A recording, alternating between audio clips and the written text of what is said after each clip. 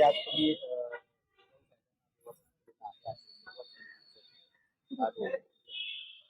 विनम्र अभिवादन करून जिजाऊ मातांना विनम्रपणे त्यांचा दरवर्षी आशीर्वाद 12 तारखेला घेऊन खरं तर दरवर्षी मी सिंदखेड राजाला जाते दरवर्षी. आणि ह्या वर्षी इलेक्शन कॉर्पोरेशन्स असल्यामुळे आणि इथे संघटनेने ज्या जबाबदाऱ्या टाकल्यात त्याच्यामुळे ह्या वर्षी सिंदखेड राजाला मला जाता आलं नाही. पण अनेक बाकीचे माझे सहकारी पदाधिकारी आणि शिवप्रेमी सगळे सिंदखेड राजाला गेलेले आहेत. आणि मी इथे लाल महालला येऊन यावर्षी अभिवादन केलं.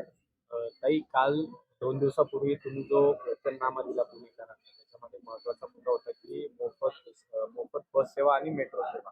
त्याच्यावर काल मुख्यमंत्र्यांनी पुण्यामध्ये टीका केलेली आहे. जी घोषणा प्रत्यक्षात येऊ शकत नाही अशा पद्धतीची घोषणा केलेली आहे. मतदारांना बोलवण्याचा प्रयत्न अजित पवारांनी केला आहे असं ते म्हणतात. आणि आता ते आमच्यावर बोलतायत, पण 15 तारखेनंतर त्यांची गोष्टी बंद होईल असं मुख्यमंत्र्यांनी तुमच्या घोषणेवर. बघा, ही लोकशाही आहे. लोकशाहीमध्ये प्रत्येकाला बोलायचा अधिकार असतो. त्याच्यामुळे लोकशाहीमध्ये ह्या गोष्टी होत राहतात. पण जो शब्द आम्ही पुणेकरांना दिलेला आहे तो आम्ही 100% पाळणार. कारण का ती जी अनाउन्समेंट आम्ही केलेली आहे ती पूर्णपणे आम्ही अभ्यास त्याचा पूर्ण करून त्यातले जे तज्ज्ञ आहेत त्या तज्ज्ञांचं मदत घेऊन पूर्ण अभ्यास करूनच कुठलाही बोजा हा अतिरिक्त पुणेकरांवर पडणार नाही त्या पद्धतीने आम्ही ती घोषणा केलेली. आणि ती घोषणा नाहीये, ती फार काय अवघड नाहीये त्याची अंमलबजावणी करतो. परवानगी घेणं किंवा त्याचा अधिकार हा मुख्यमंत्री किंवा मग स्थानिक लोकप्रतिनिधींना नसतो. त्याच्यासाठी एक वेगळी एजन्सी असते, त्यांची ती परवानगी लागते असं त्यांचं. आम्ही कन्व्हिन्स करू ना. जर लोकहिताचं काम असेल तर त्याच्यात सरकार का नाही म्हणेल? कुठलंही सरकार नाही का म्हणेल?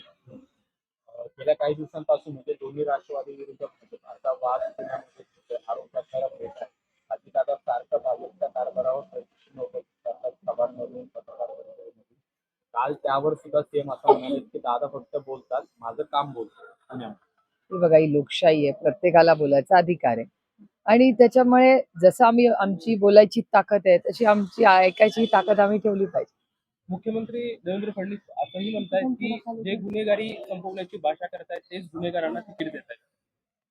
माझी तर मुख्यमंत्र्यांकडून अपेक्षा होती की त्यांनी महाराष्ट्रातली आणि पुण्यामधली गुन्हेगारी थांबावी. मग का ती गुन्हेगारी थांबत नाहीये पुण्यात? कोयता गँग का शांत बसत नाही? आणि पुण्यातला क्राईम हा काय आजचा नाहीये. पुण्यातला क्राईम गेले यांचं सरकार आल्यापासून वाढलाय. आणि डेटा माझा नाहीये, हा भारत सरकारचा डेटा आहे. आणि डबल इंजिनचं सरकार आहे ना. केंद्रातही त्यांचंच सरकार आहे, इथेही त्यांचंच सरकार आहे. त्यांचंच सरकारचाच डेटा सांगतो की पुण्यात क्राईम वाढलेला आहे. त्याच्यामुळे खरं आत्मचिंतन महाराष्ट्र सरकार आणि गृह मंत्रालयाने करायला पाहिजे की. आणि ह्याबद्दल मी आज म्हणून टीका म्हणून नाही, पण मी वारंवार माननीय मुख्यमंत्र्यांना पत्रही लिहिली आहेत की एक ऑल पार्टी मीटिंग बोलवा. आणि ऑल पार्टी मीटिंग मध्ये ही जे सामाजिक प्रश्न आज महाराष्ट्रात आणि पुणे शहरात येत आहेत त्याची एक ऑल पार्टी मीटिंग बोलवा. काल राज ठाकरे आणि उद्धव ठाकरेंची मुंबईत सभा झाली. राज ठाकरेंनी सभेमध्ये बोलताना गौतम अदानींबद्दल वक्तव्य केलेलं आहे. 2014ला गौतम अदानींची किती कंपन्या होत्या महाराष्ट्रात राज्यात, आता ते कैक पटीनं वाढलेल्या आहेत. म्हणजे 2014 पासून नरेंद्र मोदी सरकारमध्ये आल्यानंतर गौतम अदानींसाठी पायघड्या घालण्यात असं त्यांनी काल भाषणामध्ये व्हिडिओ दाखवले. प्रत्येकाचं एक मत असू शकतं. नाही, लोकशाही आहे आणि लोकशाहीत प्रत्येकाला मत मांडायचा अधिकार आहे. त्यामुळे त्यांना जे योग्य वाटलं ते बोलले. मुख्यमंत्री देवेंद्र फडणवीस असं म्हणतात की खरं तर युती धर्म आम्ही पाळतोय, मात्र दादांना समोर पराभव दिसतोय, त्यांच्यामुळे त्यांचा समतोल बिघडतोय, कारण त्यामुळे ते टीका करायला लागले. लोकशाही आहे. इलेक्शन मध्ये लोकशाहीमध्ये प्रत्येक जण बोलतोच ना. त्याचबरोबर ते असंही म्हणतात की घोषणा करणं खूप सोपं असतं, कुणाच्या बापाचं काय जातंय. मी पण आता महिलांसाठी मोफत विमान सेवा करणार, घोषणा करायला काय जातं. त्यांनी वक्तव्य केले. ज्यांना पडायची किंवा निवडून न येण्याची शक्यता जास्त वाटते की अशा हवेत घोषणा करतात होते. हे असं म्हणाले. हो, कदाचित त्यांचाही अनुभव असेल ना. 15 लाख रुपये प्रत्येकाच्या अकाउंटमध्ये ते घालणार. त्याच्यामुळे त्यांचा अनुभव असेल काही, कदाचित असूही शकतो. आमचा अनुभव आणि आमचं काम हे अर्थातच वेगळं आहे. आम्ही जे जे शब्द दिलेत ते नेहमीच पाळलेले. सरसकट कर्जमाफी ही 70,000 कोटी रुपयाची आम्ही केलीच ना. त्यांनी शब्द दिला पण दिलेली नाही. ते असं म्हणतात की दोन्ही भाऊ जर माझ्यामुळे एकत्रित आले असेल तर बाळासाहेब ठाकरे मला आशीर्वाद देत असतील, मात्र बहीण आणि भाऊ हे माझ्यामुळे जर एकत्रित आले असतील हे 15 तारखेच्या नंतर कळेल. आणि आणि आले असतील तर ते धन्यवाद देतात की नाही हे बघावं लागेल. अहो भाषणामध्ये इंटरव्ह्यूज, आजकाल भाषणं कमी झालीत, इंटरव्ह्यूज वाढलेत महाराष्ट्रात, बघते मी सगळ्या चॅनलवर. ही लोकशाही आहे ना, प्रत्येकाला मत मांडायचा अधिकार आहे ना. मला असं वाटतं महाराष्ट्रात आम्ही बहीण भाऊ किंवा हे दोन भाऊ काय करतात याच्यापेक्षा जास्ती मोठी आव्हानं आज राज्यासमोर आहेत. आणि ती काय फक्त याच्यासाठी सीमित नाही आहेत. आज जगामध्ये जे चाललंय, आज टॅरिफ जर 500% जर झाला तर तुमच्या आणि माझ्या दैनंदिन आयुष्यात काय मोठी आव्हानं येणार आहेत. आज आपल्या एक्सपोर्ट पॉलिसीमध्ये आपली मैत्री ही अमेरिकेबरोबर जास्त होती, तिथे आपलं नातं वाढवत होतो आपण. चायनावर एम्बार्गोज आपण लावले होते इम्पोर्ट्सवर. आता ह्या परिस्थितीमध्ये जर चायनाची पॉलिसीबद्दल आपल्याकडून बदल झाला तर आत्मनिर्भर भारतच्या पॉलिसीचं काय होणार, ज्याचा डायरेक्ट इम्पॅक्ट पुणेकरांवर होणार आहे. कारण का जे इंडस्ट्रियलायझेशन आदरणीय शरद पवार साहेबांच्या काळात झालं, या सगळ्या म्हणजे हिंजवडी असेल, पिंपरी चिंचवडची त्या काळात आलेली इंडस्ट्री असेल, तळेगावची MIDC असेल, पिरंगुटची MIDC असेल, या सगळ्या दौंडमधली MIDC असेल, या MIDC त्याच काळात झाल्या ना. तर ह्या सगळ्या MIDC ज्याच्यात तुमच्या आणि माझ्या रोटी कपडा और मकान चे प्रश्न सुटतात, ही प्रश्नाचा डायरेक्ट इकॉनॉमिकल इम्पॅक्ट हा येणार आहे. त्याच्यामुळे मला असं वाटतं या नात्यांमध्ये आपण अडकण्यापेक्षा ही नाती आमच्या उंबरठ्याच्या आत, पण उंबरठ्याच्या बाहेर राज्याची, देशाची, पुणेकरांची आणि पिंपरी चिंचवडकरांची सेवा आणि पुढे येणाऱ्या राज्याच्या आणि देशाच्या समोरची आव्हानं ही नक्कीच जास्त मोठी आहे. काही जिल्हा परिषदेच्या निवडणुका लांबणीवर पडण्याची शक्यता आहे. आरक्षण उल्लंघन मर्यादेच्या उल्लंघन केल्याप्रकरणी आता सुप्रीम कोर्टात एक याचिका दाखल केलेली आहे. बघूया ना काय होतं, कारण ही गोष्ट आम्ही वारंवार सांगत आलेलो आहे की जिल्हा परिषदचं इलेक्शन आणि त्याच्यात जे काही निर्णय महाराष्ट्र सरकारने घेतलेले आहे ते तातडीने त्याच्यात लक्ष घालून मार्ग काढावा. आणि हे इलेक्शन झालीच पाहिजे आणि ती वेळेत व्हायला हवी होती, आधीच एवढा उशीर झालाय. त्यामुळे आमचा सगळ्यांचा प्रयत्न आहे आणि आमची मागणी इलेक्शन कमिशनकडे की वेळेत इलेक्शन व्हावं. भारतीयांच्या संरक्षणासाठी भाजप शिवसेनेशिवाय लोकांना पर्याय नाहीये असं निलेश राणे. लोकशाही हो, लोकांना बोलायचा अधिकार आहे का नाही? लाडक्या बहिणींना मतदानाआधी पैसे देणार का, निवडणूक आयोगाने असं विचारणा केली आहे आणि मुख्य सचिवांना त्याचा खुलासा देखील द्यावा लागणार आहे. याची म्हणजे मला माहिती नाही त्यांचं काय. मला एक गोष्ट माहिती आहे की काँग्रेस पक्षाने काही पत्र लिहिलं होतं असं वर्तमानपत्रात आलेलं आहे, पण त्याचं पुढे काय झालं ह्याचं काही वर्तमानपत्रात किंवा चॅनलवर माहिती आलेली नाही. काँग्रेस नेता मणिशंकर अय्यर यांना पाकिस्तानशी पुन्हा चर्चा सुरू करण्याचा सल्ला देण्यात आला. कोलकाता क्लबमध्ये डिबेट 2026 मध्ये त्यांनी हे वक्तव्य केलं. असेल ना, लोकशाही सूचना देणं हे लोकशाहीमध्ये मला वाटतं मोकळं, काही कोणाचंही एखादा फॉरेन पॉलिसीवर मत असेल तो अधिकार संविधानाने प्रत्येक नागरिकाला दिलेला आहे. तुमचं एक मत असू शकतं, तेही तुम्ही मांडू शकता. निलेश घायवळ आणि चंद्रकांत पाटील, अमोल बालवडकर प्रभाग क्रमांक 9 सध्या चर्चेत येतोय. तर रोज एकमेकांवर टीका होती आहे. एकमेकांचे पब मधले असू देत किंवा निलेश घायवळ सोबतचे व्हिडिओ केल्या जात आहे. राज्यकर्ते म्हणून त्यांनी हे सगळं करणं, एकमेकांसोबत राहणं किंवा सोडल्यानंतर एकमेकांवर आरोप प्रत्यारोप करणं हे कितपत योग्य वाटतंय? कारण अमोल बालवडकर आधी भाजपमध्ये होते आणि भाजपमधून तुमच्याकडे आल्यावर ते सडेतोड टीका करत होते. मला असं वाटतं कदाचित ते अस्वस्थ असतील म्हणूनच त्यांनी तो पक्ष सोडला असेल ना. त्या सगळ्या प्रक्रियेचा ते भाग असतील, त्यांनी हे पाहिलं असेल म्हणून ते अस्वस्थ होऊन त्यांनी हा निर्णय घेतला असेल. आणि ते जर आज पारदर्शकपणे पुणेकरांना हे सांगत असतील तर माझी अपेक्षा आहे की राज्याच्या मुख्यमंत्र्यांनी आपले राजकीय काय इलेक्शन्स मध्ये स्टँड असतील, विचार असतील, ते बाजूला ठेवून त्यांनी लक्ष घालून ह्याच्या सगळ्याची एक पारदर्शक इन्क्वायरी लावली पाहिजे. मुख्यमंत्री देवेंद्र फडणवीस असं म्हणतात की पक्षातील निष्ठावंतापेक्षा जो उमेदवार विजयी होतो तो जास्त सरस असतो. हे दुर्दैव आहे की party with a difference म्हणणारी Bharatiya Janata party, म्हणजे आज मी पुण्यात उभी आहे. पुण्यामध्ये मला नेहमी या इलेक्शनमध्ये दोन लोक नाही आहेत या प्रक्रियेमध्ये. एक तर म्हणजे पापट साहेब जे आपल्यात राहिले नाही, पण प्रकाश जावडेकरजी ज्यांच्यामुळे 2014 मध्ये आपल्याला आठवत असेल रान पेटवलं होतं काँग्रेसच्या विरोधात ह्याच भारतीय जनता पक्षाने. त्याचं कॅम्पेन अतिशय सुसंस्कृतपणे प्रकाश जावडेकर साहेबांनी केलं होतं. आज प्रकाशजी कुठे आहेत या सगळ्या प्रक्रियेमध्ये? म्हणजे भारतीय जनता पक्ष पार्टी विथ अ डिफरन्स ज्या काळ एक त्यांचा म्हणून मी नेहमी तुम्हाला तुमचे सगळे रेकॉर्ड करून पहा. मी नेहमी म्हणते की ओरिजिनल बीजेपी आणि बीजेपी 2.0 याच्यात खूप अंतर आहे. फक्त विनेबिलिटी, मग त्यांचे सगळे जे काही व्हॅल्यूज आहेत ते कॉम्प्रोमाइज करायची ताकद. म्हणजे आठवत असेल तुम्हाला, भ्रष्टाचार मुक्त भारत करू, काँग्रेस मुक्त भारत करू. आज काँग्रेसमधले सगळे नेते ज्यांच्यावर आरोप प्रत्यारोप झाले ते सगळे आज भारतीय जनता पक्षाच्या वॉशिंग मशीन मधून आहेतच ना आज भारतीय जनता पक्षात. आणि दुर्दैवी आहे, म्हणजे हे मी खूप जड अंतःकरणाने म्हणते, मला दुःख कुठल्या गोष्टीचं वाटलं की एक तर 2 लोकांवर हल्ला झाला.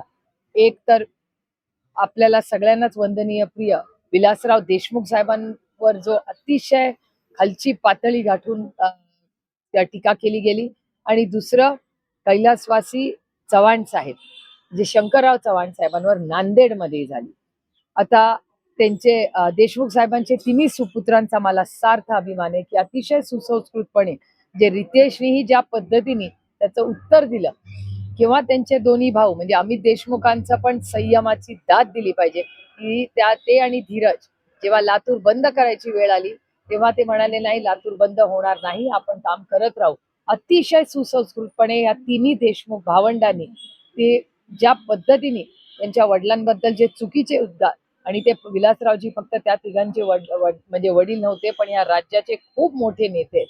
त्यामुळे अशा गोष्टीचं मी खंडन करते. पण त्याचबरोबर दुःख एका गोष्टीचं वाटतं की नांदेडला माननीय मुख्यमंत्री त्यांच्या पक्षाच्या सभेला जाताना म्हणाले की 70 वर्षात नांदेडमध्ये काहीच विकास झाला नाही, फक्त झोपडपट्ट्या वाढल्या, हे वाढल्या. आणि त्याच व्यासपीठावर मुख्यमंत्री राहिलेले, त्यांच्या घरात 2 वेळा म्हणजे वडीलही मुख्यमंत्री राहिले, ते स्वतःही मुख्यमंत्री राहिले, आणि काँग्रेसवर आणि त्यांच्या कुटुंबात जी टीका झाली आणि त्याच्यावर कोणीही नांदेडमध्ये काहीही बोललं नाही. हे अतिशय दुर्दैवी आहे. आणि मला खूप वाईट वाटलं की अशोकराव त्याच्यावर काहीच बोलले.